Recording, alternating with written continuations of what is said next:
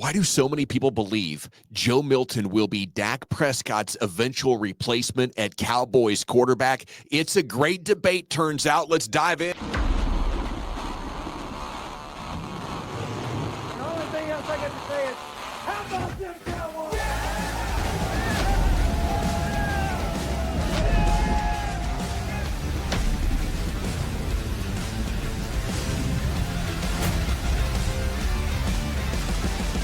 Welcome in. I am Gavin Dawson from 105.3 The Fan, and joining me now, as always, NewBear is the all-academic lineman at Kentucky. I love your football brain. Let's jump into it, NewBear. How the heck are you doing? Feeling great. Right on. Feeling great, ready to talk some football. How Bout Wow brought to you by Elements Massage in Frisco. 2 locations at the Star and Main Street. Book the How Bout Wow specials. Now, this is Frisco locations only at the Elements Massage. And if you believe in Joe Milton, smash that like button. If you want to believe in Joe Milton, but you're still not there yet, hit it harder.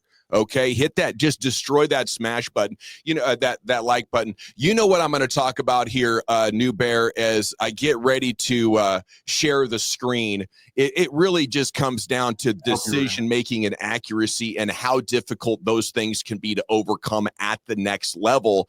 Now, maybe you've seen enough here, but, these traits matter a lot. 38% of his throws beyond 10 yards in 2023. Disturbing lack of placement and timing as a deep ball thrower. I mean, to begin with, I think that's kind of like line one of how do you start to debunk, the idea that Joe Milton doesn't have the tools to be capable.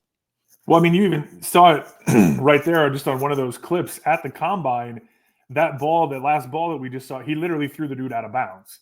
And when you're talking about the measurables and all the different things, the bullet points for pros, the bullet points for cons, I think it's actually less about accuracy, less about reading, more about layering, right? It's those layered throws on Sunday where you're talking about complex route trees and scheming guys open, and it's less about, we just ran a 9 ball and my dude's faster than yours. We ran a hitch and my dude went for 70 and did the work, after catching the 5-yard comeback or whatever. And what was really fascinating about this from here to today is the growth that we've seen from this guy, because he's putting in the work. He loves ball. He's not just the $1 million smile with the 80-yard howitzer. He's a dude who just wants to improve, wants to compete, and now he's getting his chance. He is. He's getting his chance with the Cowboys. Are we saying the guy might be able to throw it through a brick wall, but really couldn't do that consistently? Because what I think is the issue with Joe NewBear is he makes these highlight reel type of plays, and those get patched together. But over the course of 100 throws,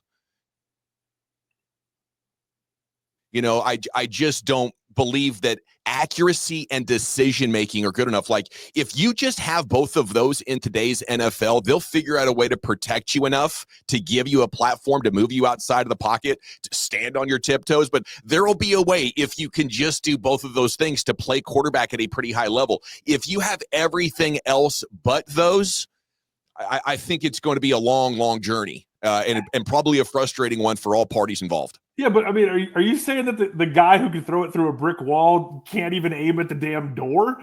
Like, there's the element here. Please give me more. No, go ahead. Yeah, I was just answering your question. Yeah, that's what I said. You fundamentally, when you threw this out, we were talking about it yesterday. We said, okay, so there's minicamp. There's the development. There's where he is now, which is a different place than he was in this tape that we're showing from the combine a couple years ago. And then you talk about week 18, you pick that apart. You say it's a game that doesn't matter in New England. The Bills aren't playing their starters. They're more interested in playoff health than they are. And you talk about preseason camp. You talk about him. Remember the highlight where he's running around and it was like a 15-second Fran Tarkenton remake. All that stuff comes from, and I think this conversation has to begin with Joe Milton, that he's not Cam Newton. He's not AR-15. He's not Anthony Richardson. He's not any of these guys who Jalen Hurts, who fundamentally are run first.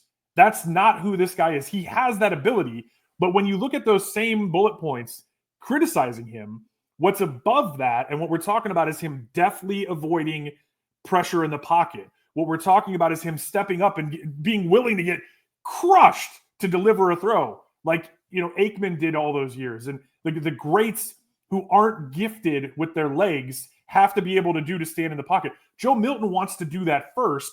And then, oh, by the way, he has the ability to go 80 with his legs. All righty. What is the most likely path to playing time for Joe Milton? What do you think is more likely to happen in 2025? Dak gets hurt, Dak not good enough. You look at the 8 games he played last year. We talked about this briefly yesterday in the G-Bag Nation.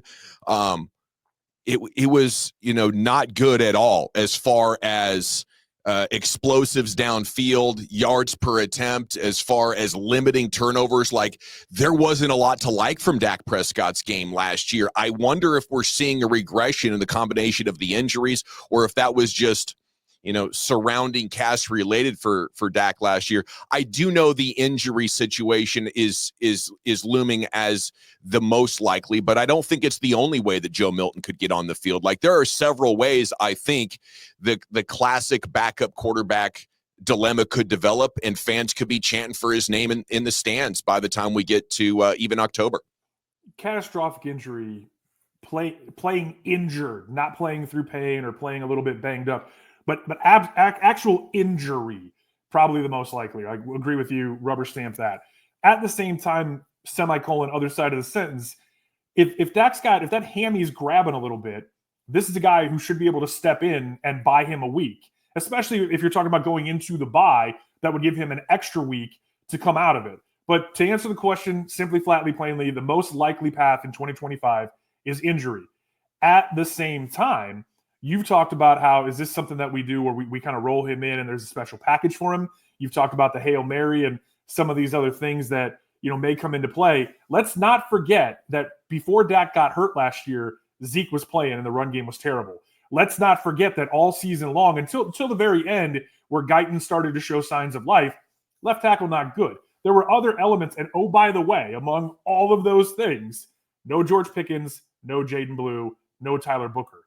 Everything that's shaping up right now for this team to be able to do myriad things from week to week makes injury the most likely scenario. Means what you're talking about in that second bullet point would be Dak not playing well. If he's not playing well, it's because he's hurt. And then you're talking about Milton stepping in to buy him a week to really get right. If Dak's really not playing well, then we're having a completely different conversation about how this dude steps into the picture. Yeah, it's great stuff, NewBear. Next branch on our Joe Milton topic tree here on How Bout Wow. Let's go back to that Week 18 game here and talk more about it here. Here are highlights, actually, of Joe Milton playing throughout his rookie year. This has probably been the best they've run the ball down here. Otherwise, we're going to get blasted out. But you're going to obviously see a lot of Week 18 against Buffalo in here. Here's some reps he got against Carolina. I guess the question for you, NewBear, is how relevant is that Week 18 stat line against Buffalo? Yes, a number of their key players did start, but after just a couple of plays to keep starting streaks going, they were out. So it was more of a preseason look than a regular season look, and the Bills weren't playing for anything. So, calling any NFL regular season game meaningless is crazy, because you have very good players out there playing for checks. They don't know if it's going to be their last game. They're trying to make an impression on the coach. This is their big opportunity. But it is different, right, than what could be a Week 18 game for all the marbles. There's no way they would have trusted Joe Milton in that situation. But sure. What is all this worth to you as you look at what Joe Milton's put on film so far in his NFL career? And mind you, the Cowboys got him for a 5th-round pick. The entire league could have had a chance to look at this as well. Let's not forget, this isn't like a Matt Flynn situation, going out there and throwing 100 touchdown passes in a meaningless game at the end of the year, turning into a mega contract where he's supposed to be, QB1 moving forward with the next team to ultimately get unseated by rookie Russ Wilson.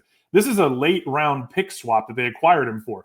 Week 18, New England, the whole New England situation is less about Week 18, what he did or did not do, what it does or does not mean, and what this dude got run out of town for. He spent the whole season watching Drake May play. He spent the whole season in that room studying, practicing, getting ready to take advantage of this opportunity. And he looked in the mirror and he looked across that table and said, I'm better than this dude. And all the bad dude stuff that came through when this trade happened about why the Patriots were so willing to part with him, to me says more about the situation than anything, because here's a guy who was probably underdeveloped and at the very least didn't have the reps on tape, the production that you want, the counting stats, and beyond the measurable, the physical stuff, which is why he slides in the draft, because you're looking at a subset of his college career that you're projecting to Sunday and saying, this guy's in a loaded quarterback draft going to fall, and someone's going to take a flyer, and someone's going to have to develop him. And oh, by the way, he's already 24 years old. All these things, right? Yeah. But when you're looking at him after week 18, from week 18 into the offseason, and the reason that he ends up here is that he's sitting in there, and New England is realizing that they can go get something for him. Yeah, and it wasn't much. It wasn't much more than what they used to go get him in the first place. But they're more worried about the potential controversy. They're more worried about Drake May rolling an ankle and this dude stepping in and balling out and then having that conversation than we are about Dak getting hurt and him stepping in and playing. Yeah, so here's what automatically he should be in for, and maybe I should have brought this up and what's his most likely path to playing time. But yes, it's Hail Marys, but it's also these run situations. You just saw a sneak, then you saw a goal line. You don't want to risk Dak in these situations. So maybe the conversation should be Joe Milton should be a weapon in this offense like Taysom Hill was for the Saints and Sean Payton. What do you think about that, especially as Dak gets older? Yeah, and what's great about this is not only are you taking the wear and tear, every hit matters at this point with Dak and the injury history, the wrong side of 30 and all those things, you're protecting the franchise. But his wheels are real, right? This isn't a dude who's just out there running around and then, I'm going to step out of bounds. He's willing to go put his foot in the turf, make a cut, make a dude miss. He's willing to put his shoulder down, run a dude over. He's shown those things. What I'm saying with this is right here. This is what is so interesting. He's trying to extend the play to make that throw, and he's one of the few dudes who can do that, right? And so he's actually deciding between the two guys. So much of it up to this point had been one read highlights from Tennessee, and even with the Patriots in the preseason, it's play action one read, play action one read. But that was scrambling and actually choosing between multiple targets. NewBear, sorry to cut you off there. You're on a roll. But what you're doing, and the reason that you cut me off is to add and to build, and that's what's so interesting about. So right there, that's one field. That's first read booty. That's your dude. That's pre-snap. That's making the throw. And you got to be able to do that. That's, Tom Brady is going to take 8 if you give him 8 all day and matriculate the ball down the field. This stuff is where you question it and you go, oh, that ball was low. But is that an inaccurate throw, or is he protecting his receiver who's surrounded by 3 dudes? I would be. You can pick this stuff apart as much as you want. This, though, is because he's not just stepping up because he's panicked or because obviously the ball did come out there for a second, but he recognizes the pressure and understands that the defense has their backs turned, and that is the stuff that this dude is made of. He's willing to take the hit to make the play. Yeah, I really like it, NewBear. And you know what? I'll admit you're starting to convince me. I thought maybe that the chances of becoming a player were around 5%, like franchise quarterback. Maybe I'm venturing into low double-digit territory because of the willingness to take a hit. His attempt to progress from Tennessee to here. You can see him trying to go through progressions more, but he believes in himself so much. I think you said that about 5 to 8 minutes ago, just that in New England, he wasn't a bad guy, but he wasn't a guy willing to accept backup at this point in his career. He is a guy that absolutely believes in himself, isn't he? Well, let's not forget how Anthony Richardson goes on his rise. You look at the measurables, you look at the laser cannon rocket ball arm, and then you look at the tape. And what people slept on is that Anthony Richardson made a ton of throws at Florida where receivers dropped the ball, right? His stats look different, and the conversation is different if he's completing some of those throws that we just saw Joe Milton make. Now, I actually think Joe Milton has the ability to be a better passer, better thrower, better quarterback, true quarterback than Anthony Richardson, because Anthony Richardson is still in that place because he's so young and immature relative not just to games played, reps gotten, balls thrown, but also the way that the Colts rolled him out there as a rookie, which ultimately has him still hurt. He's re-aggravated that shoulder that he had surgery on last year that derailed the whole thing. he rose because of the same things that we would celebrate in Milton. And the Colts have done a disservice. This is probably one of the worst, development, short of like maybe Trevor Lawrence in terms of developing a young quarterback in Jacksonville. And the thing that's really interesting about Milton when you go back and look at it is he was actually the starter in the COVID year at Michigan. And that year was so awful and so ugly for so many teams across the country. And at the end of that season, and then of course heading into the next year, he's going to cede that job to Cade McNamara. Cade McNamara is a guy that you're going to look at like a Brock Purdy. But at the same time, J.J. McCarthy is coming in, and he didn't just become what he became. He was kind of in that Drew Henson mold where everyone was assuming that was going to happen, and there was all this writing on the wall for him to go to Tennessee. He goes to Tennessee, and he knows he's going to sit behind Hendon Hooker. Hendon Hooker was awesome, was in the front runner Heisman type conversation before he suffers a knee injury, and then he steps in and plays really well. Let's not forget that Joe Milton won an Orange Bowl against Clemson. Let's not forget that he stepped in his only year in a starter. He goes 8-4. He's got some games where he's named SEC or Senior Bowl Player of the Week and making plays. And if you look and you go through these, like for all the warts and all the things we're going to talk about, 38.6 over 10 yards, like that's a dime, right? I mean, it's not like he missed every throw. It's not like he didn't make any plays. The dude was pretty good and showed the flashes that would allow him to project to Sunday. He did, man. And it's exciting to hear you talk about him and go through all this stuff, because not only does it get me excited for Milton, but it gets me excited for the audience and their opportunity to consume all this great content. NewBear, a one-man football encyclopedia, breaking it down. But, I think you can look at that Tennessee tape that we just ran and say, well, look at this. He's never proven it. But it's also a reason to believe as you go through his collegiate career. It was one of the more bumpy rides. Did Absolutely. He have an opportunity to learn? And are we just starting to see the initial fruits? Like how many games, how many reps has he actually had where he's being asked to do more instead of just a college coach depending on his athleticism to put you in the national championship picture? Yeah, which is an easy thing to do in college. There's so much politics involved on Saturday. I mean, talk about Joe Flacco, here in Pittsburgh. Like he has to go to Delaware, right? And then, well, where the hell did Joe Flacco come, and why did he couldn't beat out basically Tyler Palco? And what people might not care about in Dallas or know, but just as an example, is that dude was a local legend whose dad is a coach, and there's all these things that happen once you get to campus, right? Michigan's one of the most politically charged programs in the country. Jim Harbaugh is the coach, smash mouth. J.J. McCarthy barely threw, and when he had to throw, he made plays. They win the national championship. But that offense is run from the inside out through the tight end. Didn't have a ton of playmakers. You have guys like Ronnie Bell and young Roman Wilson who are Sunday type guys. But let's not forget that when Joe Milton was at Tennessee, Jalen Hyatt, the All-American that Hendon Hooker was thrown to that they had the year before, was gone. His leading receiver was Squirrel White. It was literally a dude named Squirrel.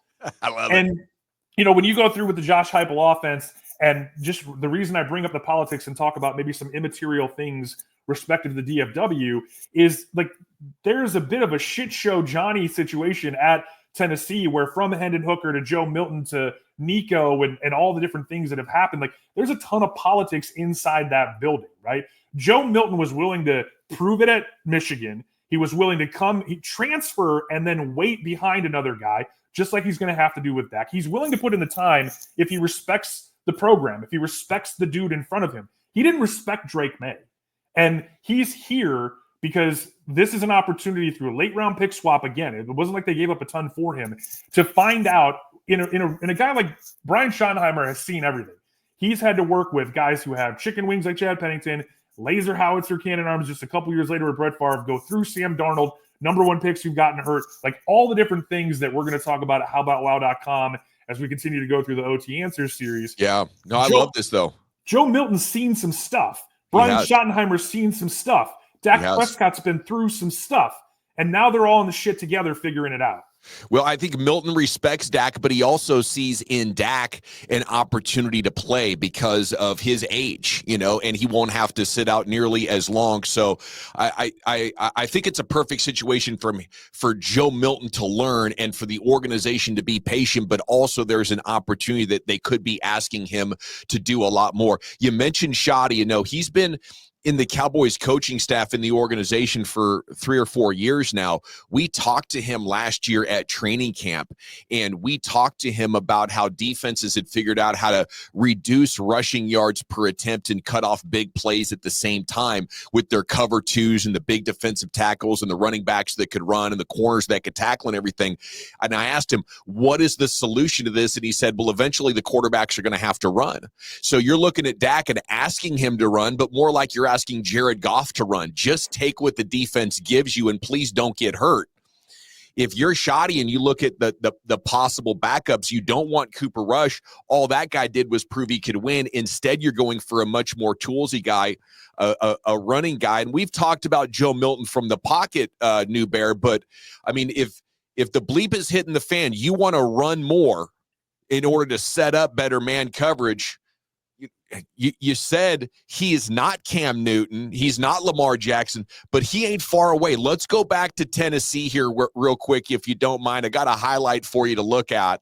Is it the 80 or the – yeah. Check out the top speed on, dude. Like, you could make a running game out of this guy. 15, 16, 19, 20. He's going to hit 21.3 miles an hour. The dude can absolutely fly. And I look at what Kellen Moore was able to build, very vanilla last year for the Philadelphia Eagles. Now, you had Saquon Barkley, but also it's the threat of Jalen Hurts. So that's the kind of offense. And what talk about what Shoddy was able to do in Seattle there with what had become a bad offensive line, but it was Carson and Russell Wilson playing the option game. Let's not forget, though, Josh Dobbs in 12 games in his one full year as a starter at Tennessee, 78 rushing attempts. And remember, in college, that includes sacks. So even including sacks, this dude's only credited with 6 rushing attempts per game in a system that's had guys like Josh Dobbs, Hendon Hooker, et cetera. And I'm just bringing that up to come back, circle the wagons on the fact that this dude is not Cam Newton, is not Anthony Richardson. He is not he's not Jalen Hurts. It's not that threat, to your point, is a bonus. That threat is an add-on. That threat is, don't you dare. You better play Tampa 2. You better not play cover 2. You better not man press. You better not blitz and not get home, because he's going to break your balls. But he wants to run and evade pressure to throw the ball. He's one of those guys, every once in a while, he's going to give you a little bit of Elway, a little bit of Josh Allen, which is where I'm going to take the comp. And it's going to be a no, because you don't throw back across the field to the left when you're rolling to the right. But he's not a run-first guy. Okay, that's great. I think that's perfect, by the way. That's what I want from my young quarterback. I don't want a guy who relies on the run, because if that is who you are, you're going to arrive in the NFL with the instincts of scanning the field totally undeveloped. Let me ask you about this, though, NewBear. We can get excited. Maybe he did take a big step in that Week 18 game. Why didn't he get drafted higher? Why weren't teams willing to offer more for him when the Cowboys ultimately got him for a 5? It's a big-time quarterback draft class. It's also, people want to see what they want to see. And look, you asked me yesterday, you said, would you consider yourself a Joe Milton expert? And I think it's fascinating to talk about even the Mel Kipers, or short of even John Gruden, who's probably the only person who should be walking around calling himself an expert. When you look at PFF, having Dak ranked 17 and Mahomes is 1 and Burrow's down there barely in that first tier. Like, the way everyone who calls himself an expert for all the different ways that they rank things or root for things or whatever is in between, the fail rate, particularly of first-round quarterbacks, is insane. That's why Cleveland did what they did, because not only are they sitting on Deshaun Watson at $92 million guaranteed for 2 more years, they could literally move on from the entire quarterback room and start over next year. And they just want to give themselves as many opportunities to see if we can hit on one of these guys wherever you get them, right? I mean, Dylan Gabriel goes 2 rounds before Shedeur Sanders. Shedeur Sanders is supposed to be the number 1 quarterback off the board. He goes in the 5th. There's all kinds of reasons why people fall. With Milton, when you're talking about a 24-year-old quarterback, when Kenny Pickett was coming out, whose measurables, including his tiny hands, scared away a ton of teams, and he was probably really a 3rd-round talent who gets pushed up into a 1st round, but he's 24 years old, and you're having a different conversation because he played a ton in college and had those reps that you wanted to believe in and say, this is the most pro-ready quarterback in the draft. Even though he doesn't come close to Joe Milton as an athlete, Milton's the exact opposite, because when you're 24 and you're looking at 2 or 3 years of development, Now you're talking about a dude who's pushing the end of his athletic prime before you're even getting him on the field. And you better have a plan for the quarterback in front of him to be willing to train him, to be willing to not be threatened by him, right? Which we've seen. Think about Brett Favre, Aaron Rodgers versus what Aaron Rodgers is now saying about Will Howard. Like, these conversations are so loaded relative to all the different components that nobody was willing to look at Joe Milton with all those factors and say, I'm willing to move him up. In fact, he got pressed down. It is amazing how an NFL can overvalue quarterbacks so much in the draft, and nobody took Joe Milton until much, much later on in day 3. What's the right comp for Joe Milton, NewBear? I think he is what people were afraid Josh Allen was going to be. Well, I mean, that's where the conversation has to start. You know, the line of thought is that if you're not accurate in college, you don't become accurate in the pros, right? If you're missing windows on Saturday, you got no chance in hell on Sunday. And Allen is the prototype for the evolution of this conversation. Josh Allen was like 52.8 as a rookie. He was still under 60 as a second-year guy. And then all of a sudden in year 3, 69.2, hasn't been below 63 since then. And even more than the raw completion percentage number, he wins MVP last year because he's doing less, right? Say less, Josh Allen, right? Like, stop running around like a chicken with your head cut off and almost getting your head taken off because you're willing to do these crazy triangle button on the Xbox controller things, and take what the defense gives you. Don't be afraid to punt and let the defense do what they do. And I think those traits that Joe Milton has, where he's willing to stand in the pocket, take the hit first and foremost, then evade pressure, not to run, but to look, and then go, right? So it's touchdown, first down, get down. That's how this dude is wired. And I also think about a guy like Ben Roethlisberger, right? Young Ben Roethlisberger was very athletic. Roethlisberger had an 80-yard touchdown run in college. It's pretty funny because he's running out of gas, and he literally says, I felt like I was going to die when he crosses the goal line. And it was in a game where they were getting beat by like 40 to Iowa. But remember, young Ben Roethlisberger had one of the most epic touchdown runs in Super Bowl history in a game that he played terrible and the defensive run game figure it out. Ben Roethlisberger also made the greatest throw in NFL history to Santonio Holmes in that Super Bowl. And so when you think about the evolution of Ben Roethlisberger going from a guy who was asked to not lose games, was asked to throw the ball 20, 22, 24 times, and they go 15-1 as a rookie. And then over the course of his career, as the offense changes and he grows, and he maybe loses some of that athletic ability, but he's still sneaky enough to go get you 7 when it's 3rd and 6. It all comes back to, how does this dude evolve, and how is he willing to play within systems, and who are the dudes around him? And yes, I love that. The same questions that we had about Dak before he got hurt last year, the same questions we have going into this season, all that stuff changes when you're not throwing to Squirrel White and a bunch of other dudes you're never going to hear from on Sunday. It changes when it's CD and GP. Let me drop you a knowledge bomb for that. It's Dawson and NewBear here. How about wow? I want to start to wrap this thing up, but I think I saved the best conversation for last year, NewBear. It is my belief that a lot of this hope around Joe Milton is just Dak frustration disguised as... See what they can make of it. Starting here over the middle, into double coverage, and it's a pick.